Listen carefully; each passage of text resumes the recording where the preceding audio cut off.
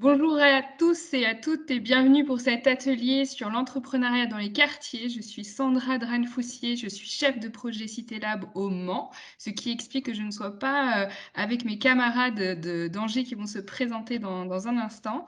Je suis en charge d'animer cet atelier avec vous, cet atelier mi-digital, mi-présentiel. C'est une première, soyez sympa avec moi et je serai très sympa avec vous. Ce que je vous propose de faire pour, démarrer, c'est de briser la glace et de faire un petit tour de table. En effet, nous sommes, ici entre 2 départements et je vais donner la parole à nos invités. Je vous laisse, prendre la parole à Angers? Ça marche. Donc moi, je suis bonjour à tous et effectivement, merci pour la bienveillance. Animer un atelier quand on a personne devant soi, c'est pas forcément simple. Donc je m'appelle Émilie Sébil, je travaille à Angers-Loire Développement, l'agence de développement économique du territoire, au service de l'entrepreneuriat dans les quartiers à travers une marque Fabrique à entreprendre. Merci. Et moi, je suis donc Sébastien Huchin, je suis entrepreneur et je suis issu du quartier de Belle-Beille. J'ai fondé en 2019 un centre de réalité virtuelle qui s'appelle Futuroid. Et qui rouvre demain pour celles et ceux qui sont intéressés. On va revenir au Mans et je donne la parole à Béatrice. Oui, bonjour. Je suis donc Béatrice Pramil, je dirige la Fabrique Entreprendre du Mans et donc avec Sandra et merci déjà au GAE et à Émilie de votre invitation. Tania? Donc bonjour, je suis Tania, je suis entrepreneur depuis 2019. Je suis ravie de faire partie, d'être parmi vous et je serais ravie de vous présenter mon entreprise Imalia qui est spécialisée dans la cosmétique 100% naturelle. Et celle qu'on ne va pas beaucoup voir, mais qui est très utile à cet atelier, c'est Sophie. Je la laisse se présenter. Bonjour. Alors, je retire mon masque. Bonjour, Sophie Arnaud de la CCI et donc voilà qui va assister l'équipe pour cette animation. Bonne réunion. Merci Sophie, qui sera également notre gardienne du temps. Pour vous rappeler quelques consignes, n'hésitez pas à allumer vos micros, allumer vos caméras si vous souhaitez prendre la parole. Vous pouvez taper vos questions dans le chat qui se trouve sur votre droite, dans Teams, et je me ferai un plaisir de les relayer aux intervenants. Et sinon, nous pouvons commencer dès à présent les interventions s'il n'y a pas de réaction des participants. Je commence à 5, 4, 3, 2, 1. Je vous remercie. Alors, je vais donner la parole à Émilie Sébi, qui va nous faire un rappel historique de ce que sont les fabriques à entreprendre. Oui, merci Sandra. Fabrique à entreprendre, c'est un dispositif qui existe au national et qui appréhende l'entrepreneuriat de manière transversale en proposant une offre globale qui va de la sensibilisation jusqu'au développement des TPE, très petites entreprises. La Fabrique à entreprendre, c'est mettre en œuvre un programme en faveur du développement économique de territoires fragiles, quartiers prioritaires, aussi en zone de revitalisation rurale, par exemple.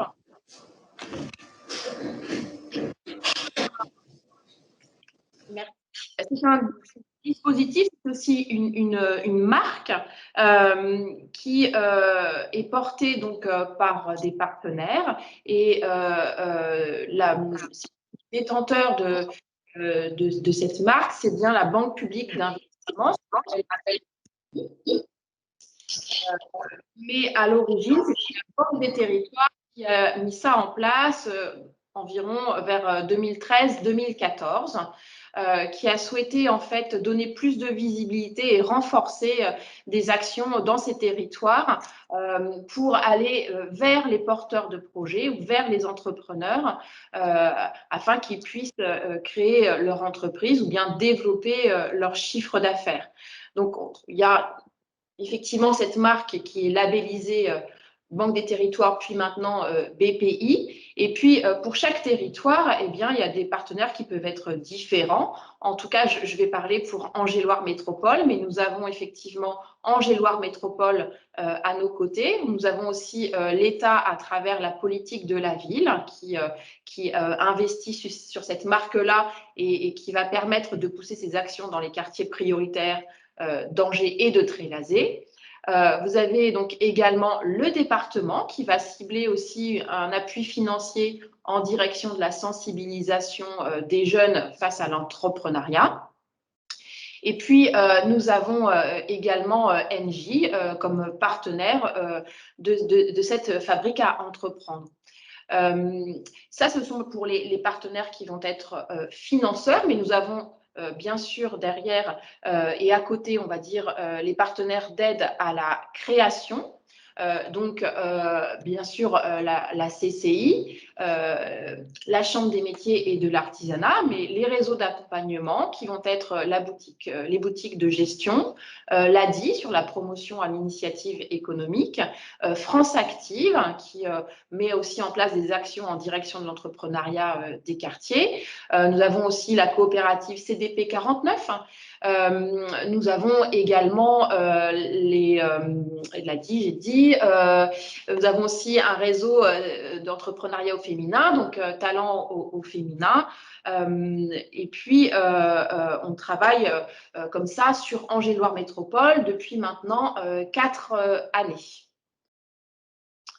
Je ne sais pas s'il y a des questions déjà à ce moment. C'est assez sage au niveau du chat. Je me suis permise de reprendre quelques éléments de ta présentation et de les mettre par écrit. Pour l'instant, il n'y a pas de réaction, donc tu peux continuer. Alors, on va se dire, mais finalement, pourquoi est-ce que cette marque existe et on va dire que dans cet ensemble de partenaires, on est aussi autour de la table en direction de ces quartiers prioritaires sur notre agglomération. Eh bien, parce que dans ces quartiers, il y a une plus forte envie de créer que sur d'autres territoires classiques. Par exemple, au niveau chiffre, c'est 1 habitant sur 4 qui émet l'envie de créer, mais c'est 1 jeune sur 2 qui dit que dans sa carrière professionnelle, il va monter son entreprise. Donc, il y a vraiment un souhait de prendre en compte ces envies et de leur permettre, de leur donner tous les outils qui vont les faire aboutir à leur projet, de l'idée au projet. Ces habitants, en général, ont peu accès en fait aux services dont ils pourraient bénéficier. Et donc, c'est bien pour ça qu'on va venir un peu en renfort avec nos partenaires, parce qu'ils identifient mal l'accès à l'offre commune en fait d'aide à la création. Et c'est pourquoi on va créer des actions particulières sur ces territoires plus fragiles. Je vais peut-être laisser Béatrice, ma collègue du Mans Métropole, intervenir sur cette plus-value effectivement de cette marque, de ce dispositif.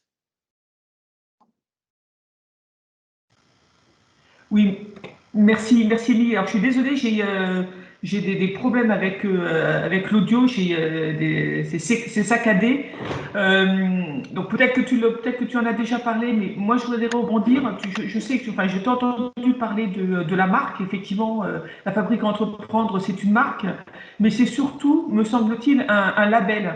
Un label, c'est un label d'engagement des partenaires de la création d'entreprise. Donc déjà, c'est un engagement volontaire de ces différents partenaires sur un territoire donné qui fait que, effectivement, les consulaires, alors c'est la même chose sur le Mans, et c'est la même chose un petit peu partout sur l'ensemble des territoires, mais vous avez chambre de métier, chambre de commerce, l'ADI, le BGE, France Active, le réseau Initiative, etc.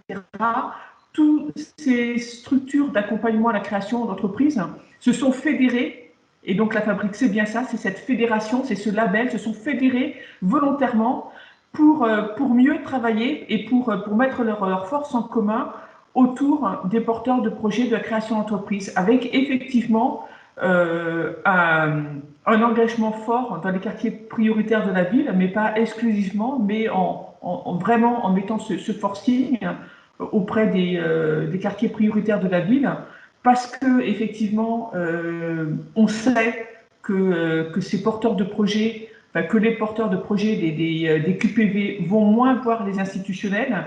Donc, il y a véritablement un besoin d'aller vers ces porteurs de projets, travailler avec eux, tous en répondre à leurs besoins.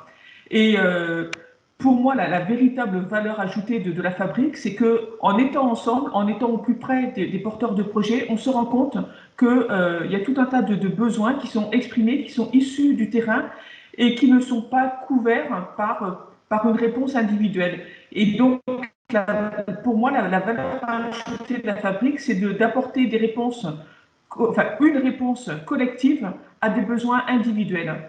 Alors, un exemple que nous développons sur Le Mans actuellement, c'est un projet de boutique partagée.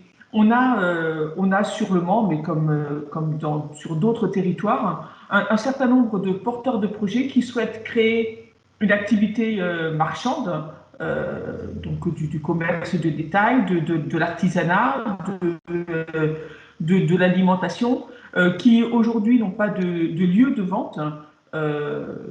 Parce qu'ils sont trop petits, parce que c'est trop cher, parce qu'ils sont aussi en démarrage et qu'ils ont besoin de tester leur activité. Certains font les marchés.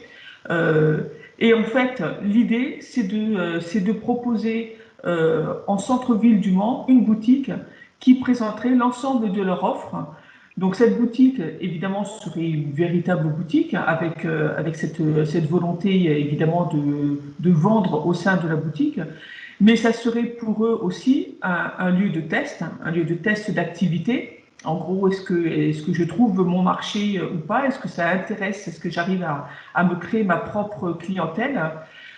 Et ce serait aussi un lieu d'apprentissage, puisque l'ensemble des partenaires donc, de la fabrique travailleraient avec ces créateurs pour par exemple, améliorer leur posture de commerçant, parce qu'être commerçant, ça s'apprend, pour gagner en visibilité, pour pouvoir communiquer plus facilement, pour pouvoir aussi travailler avec d'autres créateurs, une espèce d'émulation, aussi de pouvoir échanger, de rompre l'isolement. Et donc voilà, et tout ça, en fait, c'est possible parce que l'ensemble des partenaires se fédèrent, se coordonnent, collaborent au sein de cet outil qu'est la fabrique. Donc pour moi, c'est ça la très grosse valeur ajoutée de la fabrique. C'est une sorte de laboratoire d'innovation là que tu viens de nous présenter. Ce qui serait intéressant, c'est de faire réagir nos participants. Je ne sais pas s'ils sont familiers avec la fabrique à entreprendre ou avec un certain nombre de structures que vous avez présentées, toi et Émilie. Est-ce qu'il y a des réactions au niveau des participants? Sinon, je vous propose, est-ce que tu avais terminé ce que tu voulais présenter, Béatrice? Moi, je vais enchaîner avec la présentation du CitéLab. Alors, le CitéLab, pareil, c'est peut-être un mot qui est inconnu, mais c'est une façon de travailler qui s'est développée au contact des habitants et des résidents des quartiers de la politique de la ville. C'est un réseau qui est porté par BPI France Création depuis une quinzaine d'années maintenant. Et le constat est venu que dans les quartiers de la politique de la ville, comme le soulignait très justement Béatrice Pramil, il est temps en fait d'aller vers et d'aller au contact des habitants parce que on ne peut pas simplement s'arrêter au constat que les habitants ne viennent pas vers les institutions. On ne se satisfait pas de ce constat-là et on invente chaque jour des façons, des solutions plus ou moins innovantes, plus ou moins collaboratives, d'aller vers eux. Je peux parler de certains collègues comme les collègues en Bretagne qui ont fait le choix de la mobilité douce et qui vont au contact des habitants des quartiers chaque semaine au plein cœur des marchés des quartiers avec un triporteur et qui sont en fait un premier guichet, une première opportunité pour les habitants de quartier de parler d'une idée, c'est-à-dire qu'un projet pour qu'il prenne vie, il faut déjà qu'il naisse et déjà oser aller trouver quelqu'un sur un marché et de lui dire que oui, nous aussi, on a une envie de créer une entreprise, c'est déjà beaucoup en fait, c'est déjà un pas et en fait l'intérêt des CitéLab, c'est de pouvoir être, ce lieu où on exprime parfois pour la première fois cette idée, cette envie d'entreprendre et oui, après il y a de la mécanique et oui, derrière il y a un petit peu de technique, mais en fait, il y a des conseillers en création qui sont là pour aiguiller les personnes. Mais donc tout ce travail de détection action, c'est d'aller au plus près des personnes. Ce sont les Cités Lab, les chefs de projet qui peuvent le mener. Alors, ce sont des personnes qui sont sur, les quartiers un petit peu partout en France, mais elles peuvent pas travailler que toutes seules, sinon ça n'a pas d'intérêt et l'idée, c'est aussi qu'elles puissent monter, des événements en collaboration pour aller sensibiliser. L'idée, c'est que pour s'envisager soi-même entrepreneur, il faut un moment, dans son parcours d'insertion professionnelle, que ce soit un moment où on est en études, un moment où on est au chômage, un moment où on se pose la question d'une reconversion. Il faut absolument que la carte de l'entrepreneuriat, elle soit posée sur la table pour tout le monde, quel que soit son milieu social, son niveau de formation, son origine sociale et son budget. Et ça, en fait, c'est ce que proposent les Cités Labs, c'est d'aller avec d'autres au contact des habitants, pour sensibiliser et dire que oui, c'est possible et encore une fois, qu'il y a beaucoup d'acteurs qui sont présents sur les territoires pour les accompagner, pour passer de ce qu'on appelle de l'idée au projet. Donc là voilà pour l'émission du Cité Lab. Je ne sais pas si ça suscite quelques réactions, mais je vais peut-être, juste parler de l'implantation des Cités Lab. Les bureaux des chefs de projet sont implantés dans les quartiers de la politique de la ville. Il y en a plus de 1 500, à l'échelle métropolitaine. C'est un réseau qui est également présent en Corse et dans les outre-mer. L'idée, c'est vraiment, de faire après, de la publicité à ces entrepreneurs qui se lancent et pour ça, il y a certains moyens comme actuellement le concours Talents des cités, qui est un concours qui est ouvert, quand on est dans la phase d'émergence, c'est-à-dire qu'on n'a pas encore immatriculé son entreprise, on est en chemin, en cheminement et on peut, participer à ce concours et il est ouvert à tous et à toutes et les chefs de projet sont là pour vous aider à monter votre candidature. Donc c'est mon cas. Si vous êtes intéressé pour, présenter une candidature, ça fait partie de mes missions de pouvoir vous aider à le faire et la date pour soumettre votre candidature est au 13 juin. Et on peut également participer à ce concours quand on a immatriculé son entreprise depuis moins de 3 ans et c'est une bonne façon de donner un coup de projecteur à son entreprise en phase de démarrage. Donc voilà, je ne veux pas être trop longue sur cette partie-là. En tout cas, sachez qu'il y a des interlocuteurs et des interlocutrices au niveau local et qu'ils n'ont qu'une envie, c'est de vous rencontrer et d'entendre votre idée et votre projet. La parole, pratique, le concret, les témoignages, c'est aussi, la raison de la présence de nos entrepreneurs parce que qui mieux qu'eux et elles peuvent parler de notre travail si ce n'est les personnes qui ont partagé un bout du chemin avec nous. Je les remercie vraiment pour leur présence parce qu'elles nous font, cadeau de leur temps d'entrepreneur pour, témoigner sur cet atelier. Je vais commencer par, Sébastien Huchin qui s'est, présenté et qui, disait qu'il rouvrait son entreprise, demain. Est-ce que peut-être, avant que tu commences ta présentation, dans quel état d'esprit tu es aujourd'hui, Sébastien, pour cet atelier? Et il y a une certaine forme d'impatience, je ne te le cacherai pas. Ça fait maintenant 9 mois que Futuroid est fermé parce que je fais partie de ces ERP, de ces loisirs indoor qui ont fermé à partir du 25 octobre. Et c'est la deuxième fois qu'on fermait, vu que pour le premier confinement, on a fermé pendant 3 mois. Donc, en tout, sur les 2 premières années de création de l'entreprise, il y a 1 an de fermeture administrative. Donc, ça a été assez difficile, mais là, on est plein d'espoir. Mais bon, le temps est très beau et en général, c'est la saison plutôt basse pour nos loisirs indoor. Donc, nous verrons bien, nous allons passer le cap. Mais beaucoup d'impatience de retrouver le public et d'entendre les cris de joie des joueurs. Ouais, donc oui, est-ce que tu peux nous en dire un petit peu plus justement tu l'as nommé, c'est Futuroid. Est-ce qu'on peut donner l'adresse de Futuroid pour, les curieux et les curieuses? Futuroid est situé à Angers, au 22 boulevard Gaston Birger. Boulevard Gaston Birger, c'est en face anciennement Thomson, derrière le Roi Merlin. Donc là, vous y trouverez une salle de 200 mètres carrés avec 12 box équipées de casques de réalité virtuelle, comme celui-ci par exemple. On vient y faire, en tout cas pour le moment, des jeux en multijoueur. C'est-à-dire que chacun est dans son box, Mais une fois qu'on a le casque sur les yeux, on se retrouve à plusieurs, jusqu'à 12 personnes dans le même jeu pour vivre des émotions intenses.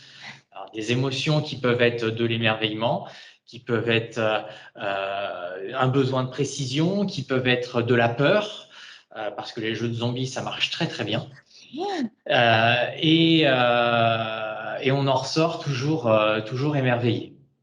J'accueille aussi des groupes, des entreprises, pour des soirées de présentation produits ou des soirées détente, team building, after work, toute cette panoplie. Et puis, bien sûr, tout ce qui est anniversaire, enterrement de vie de jeune fille, enterrement de vie de garçon, bien évidemment. Et les anniversaires, c'est pas seulement pour les enfants, parce que j'accueille les groupes à partir de 8 ans, mais ça peut être pour des 30 ans, des 40 ans, des 50 ans, et c'est encore mieux. J'accueille aussi, surtout pour les vacances scolaires, des grands-parents qui viennent avec leurs petits-enfants. Parce que ils ont épuisé un petit peu tout ce qu'ils savaient faire, et puis une nouveauté comme ça, ils aiment bien, donc c'est assez chouette. Et si on revient un petit peu en arrière, est-ce que tu peux nous raconter comment en fait tu as rencontré la charmante personne qui se trouve à ta gauche et qu'est-ce que ça a apporté à Futuroid? Est-ce que ça existait déjà quand vous êtes rencontrés? Raconte-nous. Alors, en fait, j'ai commencé à construire mon entreprise, donc c'était courant 2018. Et puis, j'avais besoin un petit peu de structurer, de mettre à plat mon projet. Il était déjà bien avancé. J'avais déjà fait des choses, j'étais déjà dans l'entrepreneuriat avant, mais entreprendre pour soi et on en parlait tout à l'heure, devenir commerçant, c'est un autre travail. Donc, j'avais vraiment besoin de soutien pour mettre à plat les choses, savoir ce qui était possible de faire, ce qui n'était pas possible. Est-ce que mon projet tenait la route? Parce que des fois, on a des idées et puis c'est impossible, économiquement parlant, que ça tienne la route. Donc, j'avais besoin de toute cette mise à plat. Donc, j'ai cherché comment faire parce que je suis dans le quartier de Belle-Veille par choix, mais aussi parce que mes revenus n'étaient pas énormes. Donc, j'ai été frappé à la porte de la fabrique à entreprendre. Alors, c'est pas Émilie qui m'a ouvert, mais c'est un de ses collègues. Et puis après, grâce à ce que j'avais déjà fait sur mon projet et grâce à ce que j'avais parlé, on m'a aiguillé vers une autre structure, en l'occurrence la BGE. Et grâce à ça, j'ai pu construire mon projet. Donc, pour moi, en tout cas, la fabrique à entreprendre a été un petit peu l'architecte qui pose les plans d'une idée qu'on a dans la tête.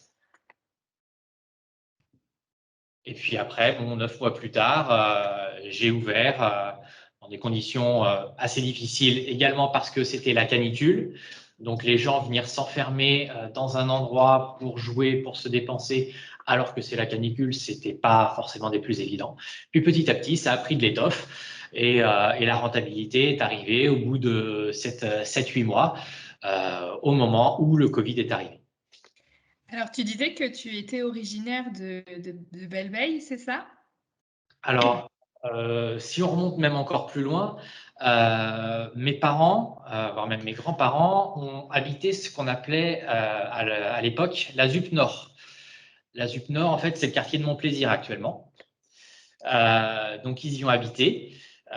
Ensuite, on a déménagé. Puis, moi, je suis allé vivre un petit peu à Belle-Veille, pardon, à la Roseraie d'abord, qui est un autre quartier prioritaire de la ville. Puis à Belle-Veille, un quartier qui est en plein dynamisme, en plein renouvellement urbain également, avec l'arrivée du tram. Donc, il y a beaucoup de dynamisme dedans, des tiers-lieux qui s'ouvrent, il y a des belles entreprises qui se montent, comme Petit Pois Carotte, qui est une entreprise de vrac, qui participe aussi à la grande aventure d'entreprendre. Et je me posais la question du choix, en fait, de ce quartier de Mon-Plaisir pour ton entreprise. À l'origine, je devais m'implanter près de Belle-Veille. Parce que c'était proche, parce qu'il y avait les facs et un beau bassin d'entreprises qui était également. Donc, je voulais m'implanter auprès de Belle-Veille, mais en 2018, l'offre immobilière d'entreprise sur Angers était assez resserré et je voulais un lieu qui puisse accueillir déjà des groupes, des grands groupes, faire des soirées, etc. Donc, il me fallait il me fallait de l'espace. Donc, j'ai cherché pas mal autour et c'est tombé sur mon plaisir. Donc, j'ai dit, bah, pourquoi pas, allons-y, il n'y a pas de raison. Super. Je me permets, Sarah, Allez, vas-y, bien sûr. je connais un peu le parcours de Sébastien. Sur la question du financement, il me semble que tu as eu accès à un autre partenaire. Oui, tout à fait. Sur Initiative Anjou, j'ai demandé un prêt personnel pour appuyer ma demande auprès des banques. Les banques demandent souvent, lors de prêts, d'avoir un apport. Et donc, le prêt Initiative Anjou permet d'augmenter cet apport pour pouvoir avoir un dossier plus solide auprès des banques. Est-ce que tu avais connaissance de cet outil financier avant de rencontrer la fabrique? Alors, j'ai fait beaucoup de recherches par moi-même. Effectivement, avec la fabrique, avec la BGE, on a inclus ça dans le projet. Mais j'ai été, de par mes précédents métiers, je suis pas mal autonome, pas mal à l'aise avec les recherches d'informations. Donc, j'ai beaucoup recherché et validé après auprès de la fabrique et de la BGE. C'est ça qui est bien aussi, c'est que la fabrique est très souple avec les entrepreneurs. Si on a besoin de beaucoup de suivi, on peut en avoir énormément. Si on a juste besoin d'un coup de main de temps en temps, on peut aller demander juste ce qu'on a besoin et consolider nos demandes. Je crois que tu fais partie d'un groupe d'entrepreneurs qui s'est constitué. Est-ce que tu veux nous en dire quelques mots? Alors ça, c'était très intéressant. C'était après le premier confinement, donc en octobre 2020, si je ne m'abuse, où la fabrique nous a proposé, donc on est une petite dizaine à en avoir profité, de rencontrer un entrepreneur, un conseil en entrepreneuriat finalement, et de constituer un groupe qui nous permettrait non seulement de nous soutenir, mais de travailler sur nos problématiques. J'ai la problématique, j'ai commandé des investissements, mais ils ne sont pas arrivés pour le moment. J'ai un problème de visibilité, j'ai un problème de trésorerie. Donc on a pu, grâce à ce groupe d'entraide, essayer de se poser les bonnes questions et pourquoi pas de trouver des pistes de solutions pour les entrepreneurs. Donc ça, c'était très intéressant. Sur 6 mois à peu près, on a fait ce petit chemin qui va continuer ensuite par la suite parce que le groupe est constitué, on s'entend bien et on communique toujours. Donc c'est très important, encore plus peut-être dans les quartiers, de sortir de son carcan d'entrepreneur tout seul de son côté et de se tourner vers les autres parce qu'on s'enrichit les uns les autres et même on s'enrichit des problèmes des autres. Merci beaucoup pour ce conseil précieux que les problèmes sont aussi des ressources et des richesses. Est-ce que tu avais terminé ce que tu voulais dire ce que tu voulais nous partager ou est-ce que tu as encore quelque chose à ajouter? Je pense que j'ai terminé. Je vais pouvoir passer la parole. Merci Sébastien pour ce partage qui sera, je l'espère, bien utile pour nos participants. Donc on passe à Tania Comenan. Tania, tu t'es déjà présentée. Est-ce que tu veux nous raconter aussi l'histoire qui t'a amené à créer ce qui est devenu Imalia aujourd'hui? Alors l'histoire, elle part d'une passion. Donc moi, mon domaine d'activité, c'est la cosmétique, donc la cosmétique 100% naturelle. Donc c'est une histoire passionnelle parce que toute petite, j'ai baigné dans tout ce qui est cosmétique naturelle. Donc après avoir converti tout mon entourage, je me suis dit, là je m'ennuie un peu, pourquoi ne pas passer à une plus grande échelle et pourquoi ne pas faire découvrir ces produits qui sont pour moi magnifiques à toute la population. Donc c'est parti de là et j'ai créé Imalia. Imalia Cosmétique, qui est une gamme de produits, donc comme je disais, 100% naturel. Donc par exemple, j'ai le beurre de karité Imalia ou encore le savon noir Imalia, qui sont des produits vendus bruts, donc avec 100% de leur propriété. La majorité de ces produits sont connus généralement sous forme raffinée. Donc, on vous coupe l'odeur naturelle du beurre de karité, on vous le rend super blanc pour faire joli et tout. Moi, j'ai décidé de le vendre tel qu'il est. C'est aussi parti du fait que j'ai constaté un engouement du coup pour les produits naturels il y a quelques années, mais aussi un engouement pour les produits faits maison. Donc, mes produits répondent justement à ce besoin-là, d'avoir des produits comme base pour nos cosmétiques maison, mais aussi d'avoir des produits naturels qui sont destinés à tout type de peau, à tout type de population, donc que ce soit les enfants, les femmes âgées, enfin, toute catégorie de personnes.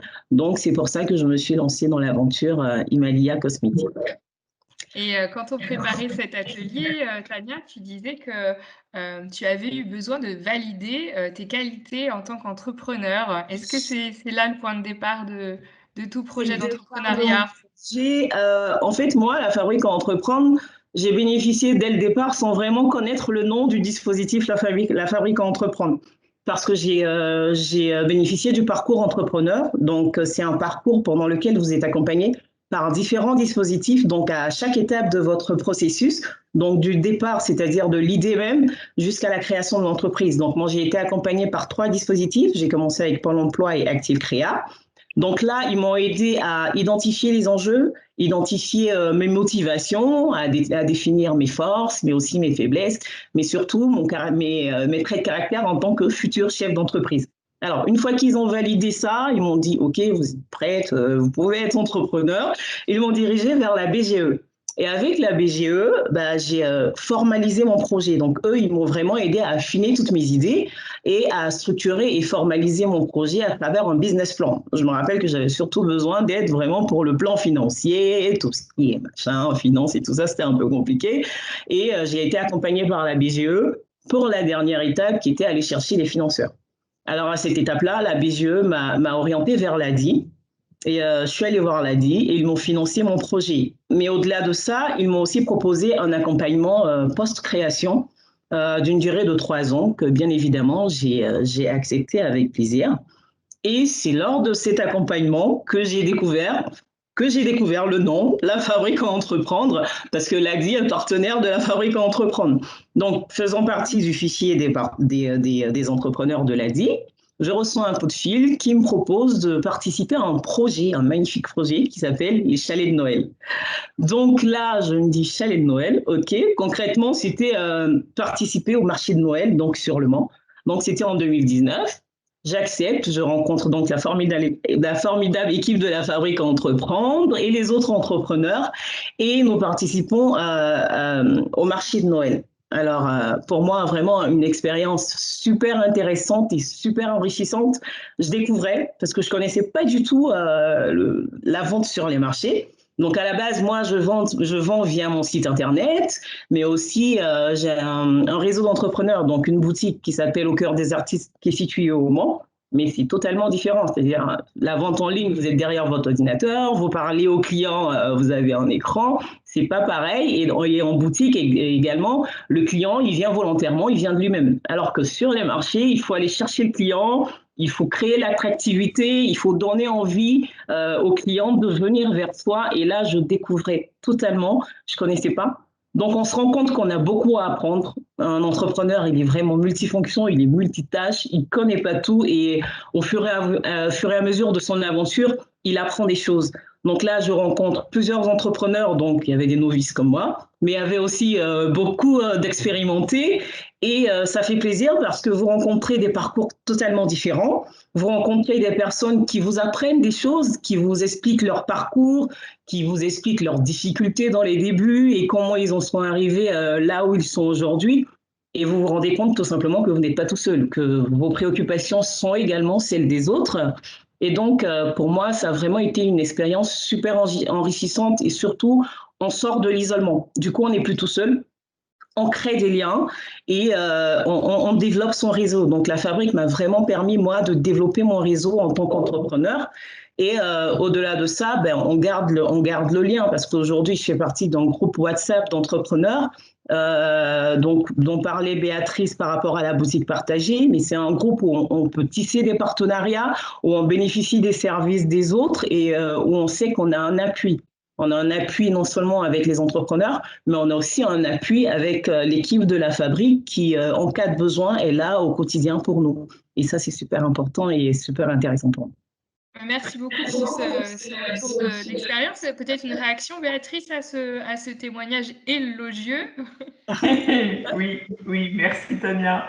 Merci Tania. C'est effectivement formidable ce projet boutique partagée que nous allons mener donc cette année est véritablement issu de cette expérience de Chalet de Noël 2019. Alors, ce qu'a oublié de dire Tania, elle a juste sauté un épisode, c'est qu'entre 2019 et 2020, il y aurait dû y avoir les chalets de Noël 2020.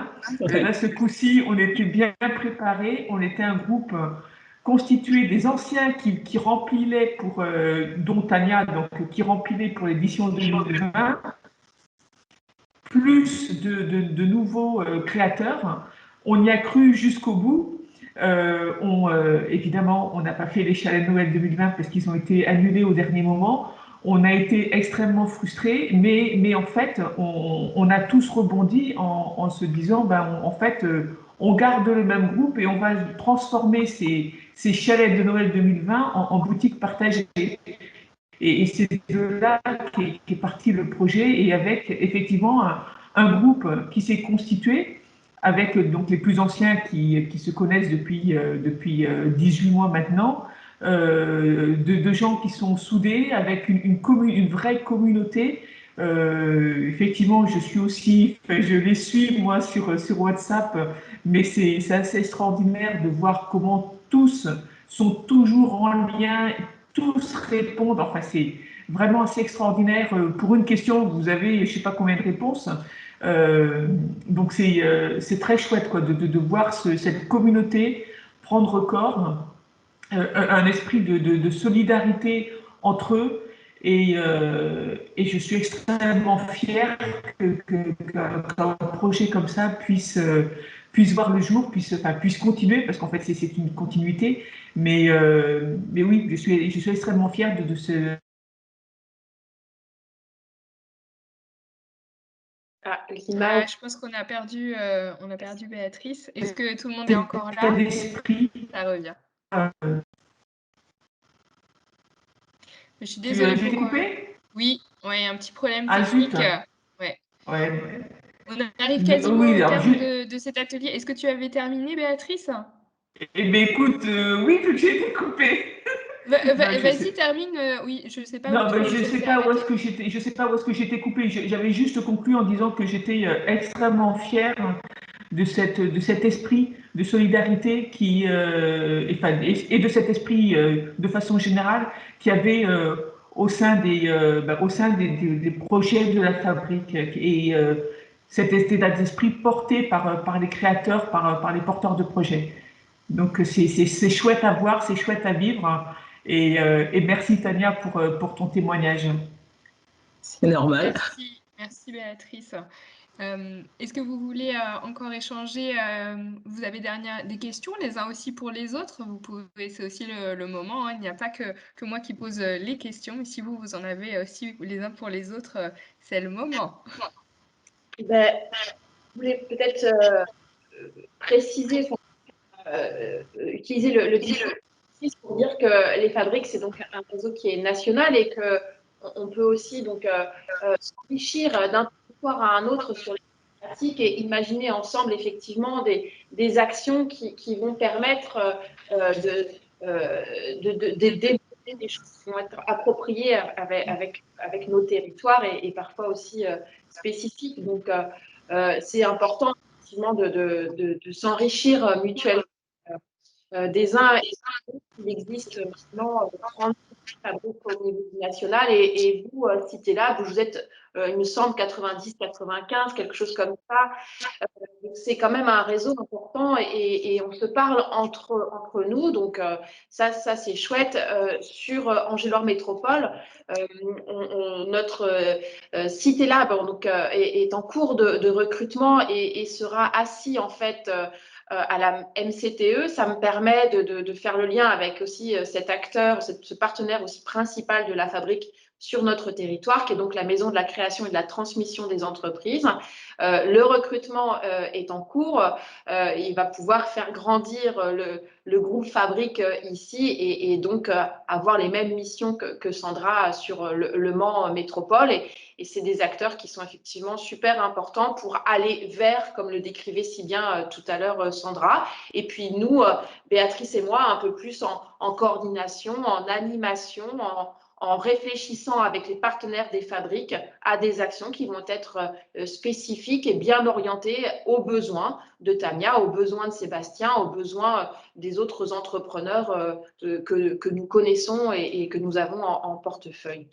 Voilà, donc merci en tout cas les collègues du Mans de votre témoignage. Merci à la CCI, à la Grande Aventure Entreprendre de nous avoir fait témoigner sur cette thématique qui permet vraiment, enfin, qui a le mérite effectivement d'être un peu mis en lumière aujourd'hui. Merci pour nous ici à Angers, à la MCTE, d'accueillir prochainement le Cité Lab. On va continuer à faire vivre de façon économique ces territoires qui effectivement ont aussi besoin de cette mise en lumière pour montrer que voilà, qu'au même titre qu'un autre territoire, il se passe des choses très énergiques, très dynamisantes et il y a des emplois en jeu, il y a des entreprises qui vivent et tout ça est un joyeux mélange auprès d'autres acteurs de ces territoires. Voilà ce que je pouvais dire pour conclure. Je ne sais pas si vous voulez dire au revoir aussi chacun. Il nous reste une petite photo de groupe à faire. Et Sébastien rouvre demain. J'ai testé, moi, les jeux en réalité. Je ne suis pas une fan de jeux vidéo et je me suis éclatée comme il l'a fait. Vraiment, je me suis beaucoup amusée. Et c'est très chouette à vivre. Et Tania, je vais bientôt essayer les crèmes et tout ça parce que avec plaisir. On peut peut-être donner ton site internet, Tania? Oui, bien sûr. Donc, c'est www.imalia avec 2 A, donc IMALY 2 A.com. Donc, imalia.com. Et nous, quant à nous, à la Fabrique, vous pouvez nous retrouver sur les réseaux sociaux. Nous sommes ultra actifs, que ce soit sur Facebook, Instagram, LinkedIn et Twitter. Et prendre rendez-vous. Nous avons hâte de vous rencontrer et d'entendre vos idées de projet. Merci beaucoup pour cette opportunité de créer du lien avec nos voisins et amis d'Angers. Et j'espère que vous avez passé un bon atelier en notre compagnie. En tout cas, nous, on a passé un excellent moment. Et vous retrouverez cet atelier en replay. Et on laisse la main pour la suite du programme de la grande aventure d'entreprendre. Rendez-vous en 2022, qui sait? Peut-être en vrai.